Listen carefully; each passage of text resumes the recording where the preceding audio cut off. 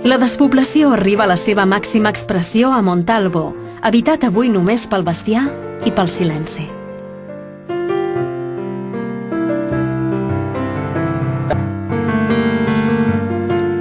Entre Soto en Cameros i Leza es troba l'anomenat Cañón del Río Leza, on Trevijano és una excepcional talaia sobre el riu i sobre Leza del Río Leza.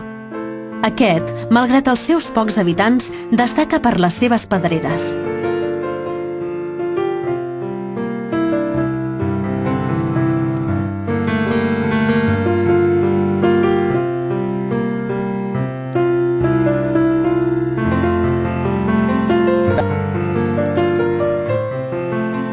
Pobles i pobles de serena bellesa, els quals només el turisme pot salvar de la despoblació.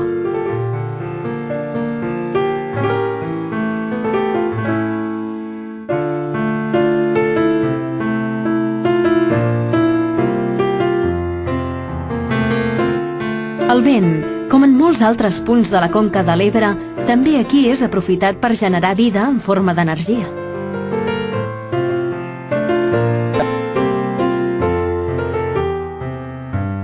El riu Leza desemboca a l'Ebre a la vora de Goncillo, on podem visitar l'església parroquial de Nuestra Senyora la Blanca i el recentment restaurat castell d'Aguas Manses, declarat Monument Històrico-Artístic el 1983.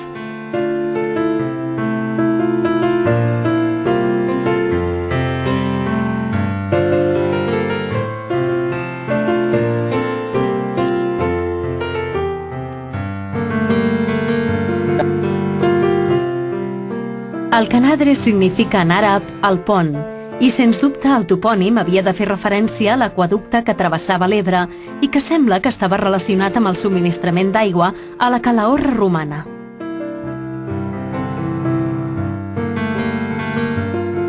Sant Adrià està situat a la riba del riu Ebre en la seva confluència amb el riu Ega, en un dels punts conservers, agroalimentaris i industrials més importants de la Ribera de Navarra.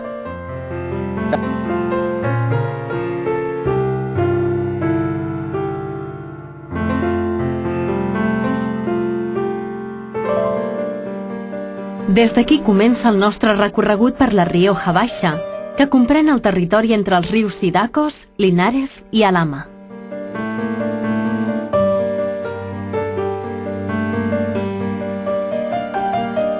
Calahorra és una població ascendent amb una història molt llarga, ja que va celebrar el segon mil·lenari de la seva fundació l'any 1982, malgrat que existeix des de molt abans.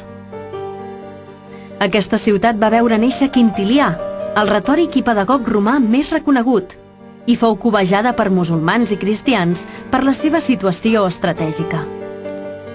Avui Calahorra té prop de 25.000 habitants i és la segona ciutat de la Rioja.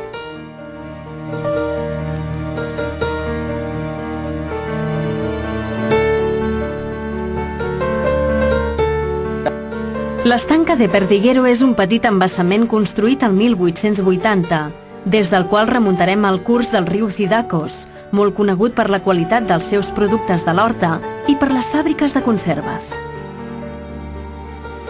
Una de les primeres poblacions que trobem és Arnedo, on s'encreuaven diverses calçades romanes. La seva actual denominació prové del vocable Arenetum, que significa lloc de sorra. A la seva església de Sant Cosme i Sant Damián es troba la imatge de la Verge de Vico, patrona de la ciutat. Seguint riu amunt, sobrevolem el balneari d'Arnedillo, un dels establiments termals amb més fama de l'estat espanyol, la història del qual també es remunta a temps dels romans. Actualment disposa de modernes instal·lacions que li permeten mantenir l'activitat amb gran èxit.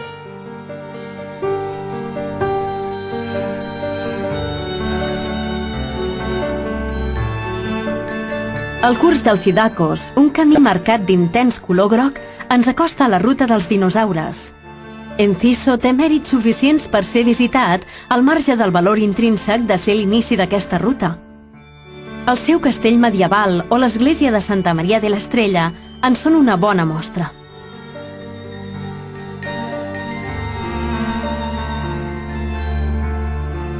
De totes maneres, és inevitable que el turisme se senti fortament atret per aquests paratges que formaven part d'un enorme delta fluvial amb abundant vegetació i una gran varietat d'animals que van deixar les seves petjades sobre el fang. L'erosió de l'aigua i el vent van fer aflorar aquestes petjades milions d'anys més tard. Passat i futur, davant per davant.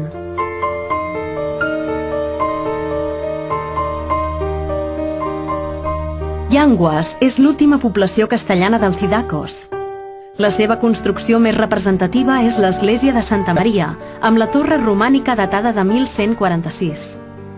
Foren molt coneguts els seus traginers, especialment des que Cervantes els va descriure, donant una bona pallissa al cavaller errant i Sancho Panza, quan van acudir a defensar Rocinante.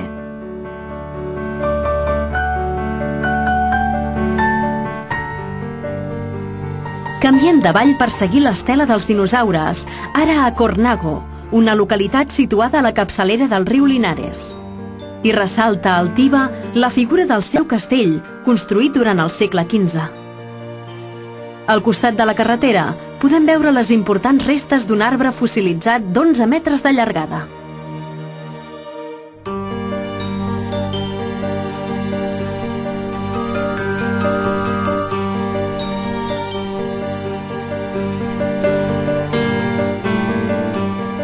Igea és el següent punt d'atenció en la nostra ruta. Aquí hi ha un museu paleontològic de primer ordre amb l'esquelet complet d'un dinosaure i des de qualsevol racó del poble destaca l'impressionant Palau del Marquès de Dosaigües.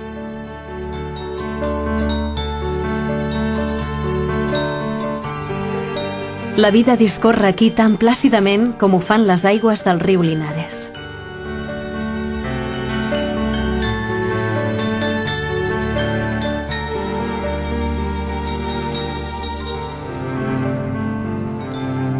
De nou, ens deixem portar pel riu fins al primer destí turístic de Navarra, la població de Fitero i els seus reconeguts banys termals. Conservats des de l'època romana, van ser els primers de l'estat espanyol a obtenir la Q de qualitat.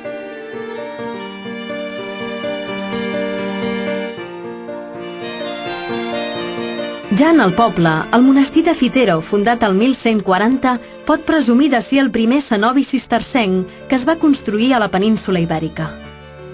L'abat encarregat de donar forma, sentit i contingut a l'edifici va emprendre una gesta religiosa i militar que va culminar amb la creació de l'Orde de Calatrava i que el Gresol de segles posteriors es va encarregar de fondre amb la llegenda.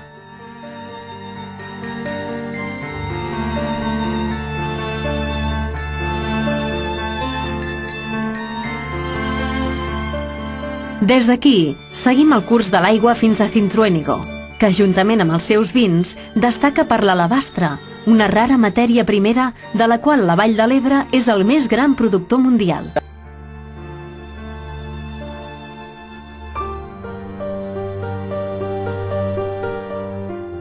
Acabem la nostra ruta d'avui a Alfaro, també coneguda com la ciutat de les cigonyes, ja que té més de 120 nius i 500 cigonyes a l'època de cria, la majoria de les quals a les teulades de la Colegiata de Sant Miguel Arcángel, el temple més gran de tot La Rioja.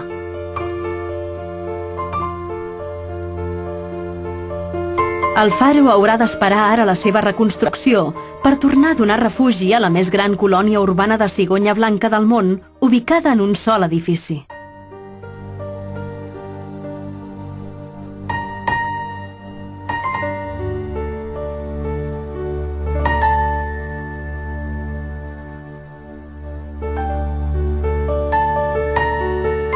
Alfaro, l'última població de La Rioja a l'Ebre, posseeix una gran riquesa històrica i monumental, a la qual s'uneix l'interès de la Reserva Natural de los Sotos de l'Ebro, que ens serveix per acomiadar aquest capítol, i amb aquest, els camins d'aigua de l'Ebre de la comunitat de La Rioja.